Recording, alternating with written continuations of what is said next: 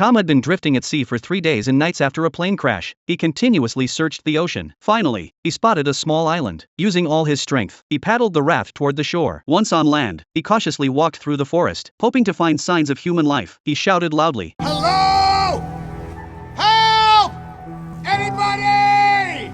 but received no response. Tom then wrote a distress signal on the beach. He looked up at the sky, hoping a plane would pass by and spot him. Later, Tom used his raft to build a simple shelter on the beach. He decided to rest for a while, but as night fell, he suddenly heard strange noises. Tom was terrified. He grabbed a paddle as a weapon and kept his eyes fixed in the forest. The next day, Tom saw that the distress signal he had written the previous day had been washed away by the tide. So, he used some dry wood to write a new distress signal in a spot where the waves couldn't reach. Suddenly, Tom noticed that the waves had brought in several packages. He picked them up, hoping they might contain something that could help him escape. To find a way out, Tom climbed to the top of the mountain and discovered that it was an isolated island. He felt hopeless, but then he spotted a person floating in the water not far from him. He quickly made his way to the person, only to find it was the captain of the crashed plane, and the captain had already passed away. Some time passed, Tom was still stranded on the island, and he slowly adapted to life on the deserted island, until one night, Tom noticed a light on the sea. He guessed it was a passing ship. Excitedly, he grabbed his flashlight and waved it, trying to get the attention